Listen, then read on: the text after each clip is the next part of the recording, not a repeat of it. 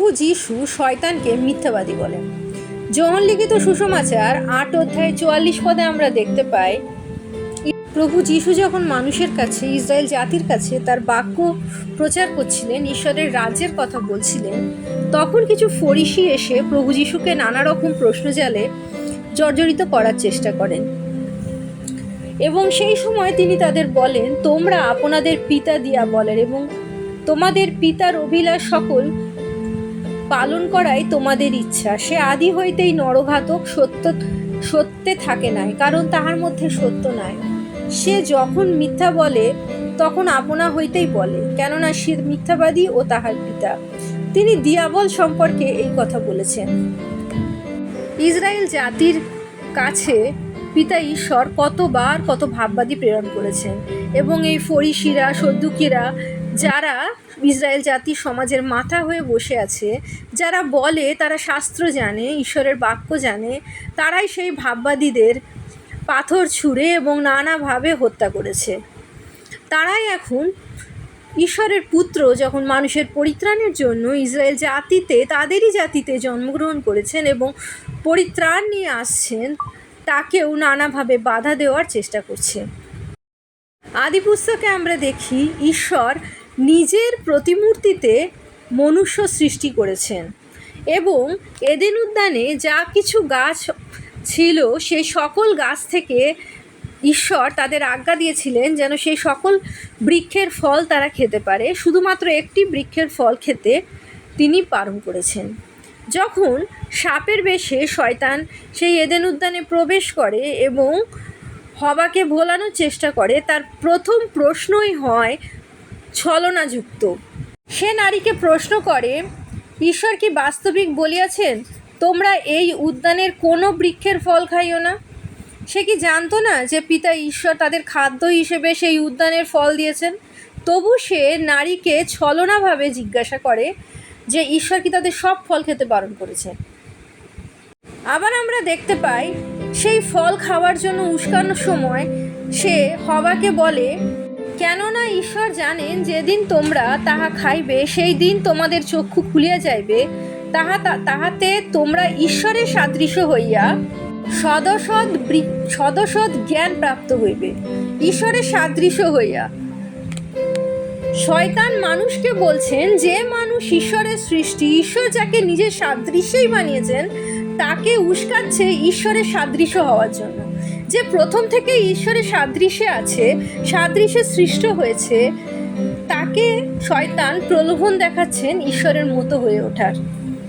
আমাদের জীবনেও ঈশ্বরের যে সকল প্রতিজ্ঞা তিনি আমাদের বাইবেলের বাক্যে দিয়ে গেছেন, প্রভু যীশু যে সকল আজ্ঞা আমাদের দিয়ে গেছেন, সেই সকল আজ্ঞায় আমরা যদি আমাদের জীবনযাপন করি, আমরা অনন্ত জীবন এই পৃথিবীতে থাকতে থাকতেই উপলব্ধি করব। আমরা পাপে পতিত হলেও পিতা ঈশ্বরের কাছে ফিরলে, মন পরিবর্তন করলে, প্রভু যীশুর নামে আমরা পাপমুক্ত হতে পারি। পবিত্র আত্মার সহভাগিতায় পাপ করার ইচ্ছাগুলো আমাদের জীবন থেকে আস্তে আস্তে চলে যায়, কিন্তু সেইখানেই হানা দেয় শয়তান।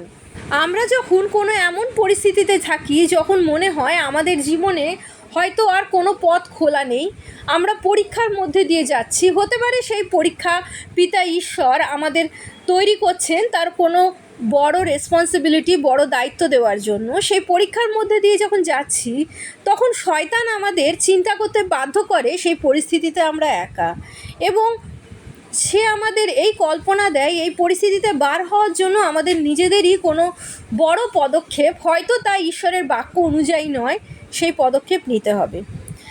এবং যখনই আমরা সেই পদক্ষেপ নিয়ে ফেলি, তখনই শয়তান ঠিক আমাদের বিপরীতে চলে গিয়ে বলে যে আমরা এই পাপটি করে ফেলেছি, ঈশ্বর আমাদের আর কখনো ক্ষমা করবে না।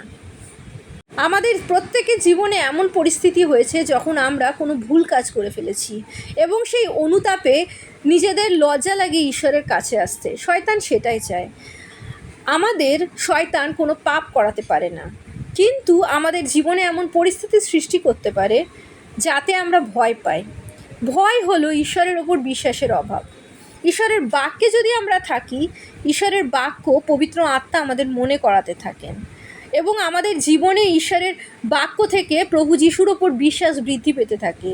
যত প্রভুর ওপর বিশ্বাস আমাদের বাড়ে, তত এই পৃথিবীর ছোট বড় নানা সমস্যা আমাদের জীবনে কি ভয়াবহ সমস্যা আনতে পারে, সেই সকল পরিকল্পনা যা শয়তান আমাদের হৃদয়ে স্থাপন করতে চাইছে, তা থেকে আমরা মুক্ত হতে পারি। কারণ ঈশ্বরের বাক্য বলে তিনি আমাদের কখনো ছাড়েন না। তিনি আমাদের এতটা ভালোবেসেছেন যে তার প্রিয় পুত্রকে আমাদের জন্য দান করেছেন। তখন প্রভু যিশুকে ইস্কারিওতীয় জিহুদা সৈন্যদের হাতে সমর্পণ করলেন। প্রভু যিশু দুঃখভোগের মধ্যে দিয়ে যাচ্ছেন, সেই সময় পিতর তাকে 3 বার অস্বীকার করেছিলেন। পিতর এবং ইস্কারিওতীয় জিহুদা দুজনই শয়তানের পরিকল্পনায় শিকার হয়েছিলেন। কিন্তু পিতরের জীবনে সেই আফসোস এসেছিল, সেই অনুতাপ এসেছিল, কিন্তু তার জন্য সে কোনো পদক্ষেপ নেয়নি। সে বরং প্রভু যিশুর আজ্ঞা অনুযায়ী তার জন্য অপেক্ষা করেছিলেন। অন্যদিকে ইস্কারিওতীয় জিহুদার মনে শয়তান এমন অনুশোচনার বীজ বপন করে, সে প্রভু যিশুর জন্য অপেক্ষা করেনি। সে যদি বেঁচে থাকতো, প্রভু যিশুর জন্য অপেক্ষা করত, তার সেই চরম পাপও প্রভু যিশু ক্ষমা করতেন। কারণ সে সময় যা কিছু ঘটেছে সব কিছু ঈশ্বরের পরিকল্পনা অনুযায়ী ঘটেছে। হতে পারে শয়তান ইস্কারিওতীয় জিহুদাকে ব্যবহার করেছিলেন, কারণ ইস্কারিওতীয় জিহুদা দুর্বল ছিলেন। ইস্কারিওতীয় জিহুদাই প্রভু যিশুকে সম্পূর্ণ ত্রাতা বলে, পরিত্রাতা বলে বিশ্বাস করতে পারেনি। সেই সুযোগ শয়তান নিয়েছিলেন। কিন্তু তার মানে এই নয়, যদি ইস্কারিওতীয় জিহুদা নিজের প্রাণ না নিয়ে ঈশ্বরের জন্য অপেক্ষা করতেন, প্রভু যিশুর পুনরুত্থানের জন্য অপেক্ষা করতেন, তিনি ক্ষমা পেতেন না। কারণ কত বড় দস্যু প্রভু যিশুর পাশে শুধুমাত্র একটি বাক্যের মাধ্যমে তার সাথে পরম দেশে যাবার সুযোগ পেলেন। আর ইস্কারিওতীয় জিহুদা তার সাথে কত দিন ছিলেন, প্রভু যিশুর পথ তিনি জানতেন। শুধুমাত্র তার বিশ্বাসের অভাবে সে পিছিয়ে গেল এবং সেই ভয়, সেই অনুশোচনা তাকে মৃত্যুর দিকে ঠেলে নিয়ে যায় এবং শয়তান সেইখানে ইস্কারিওতীয় জিহুদাকে জিতে যায়। কিন্তু যেহেতু পিতর প্রভু যিশুকে বিশ্বাস করতেন এবং পরিত্রাতা রূপে তাকে স্বীকার করেছিলেন, ঈশ্বর বলে তাকে স্বীকার করেছিলেন, তাকে শয়তান কবল করতে পারেনি। তাই তো সে প্রভু যিশুর প্রেরিত রূপে মানুষের কাছে প্রভু যিশুকে বহন করে নিয়ে গেছে। আমাদের জীবনে আমাদের পরিস্থিতির জন্য আমাদের হৃদয়ে যখন ভয় দানা বাঁধে, তখন যেন আমরা বাইবেলের বাক্যের দিকে ফেরি এবং প্রভু যিশুতে বিশ্বাস করি। তিনি আমাদের সকল সমস্যা থেকে, সকল পার্থিব সকল বন্ধন থেকে মুক্ত হওয়ার পথ। আবার যখন আমরা কোনো পাপে পতিত হই, শয়তান আমাদের হৃদয়ে অনুশোচনার বীজ বপন করে, তখন আমরা যেন আদম হবার মতো ঈশ্বরের কাছ থেকে না লুকিয়ে পড়ি, বরং মন পরিবর্তনের মাধ্যমে প্রভু যিশুর কাছে ক্ষমা চায়। তিনি আমাদের ক্ষমা করেছেন এবং পবিত্র আত্মার সহভাগিতায় আবার নতুন করে প্রভু যিশুর পথে চলতে পারি। প্রভু যিশুর জয় হোক।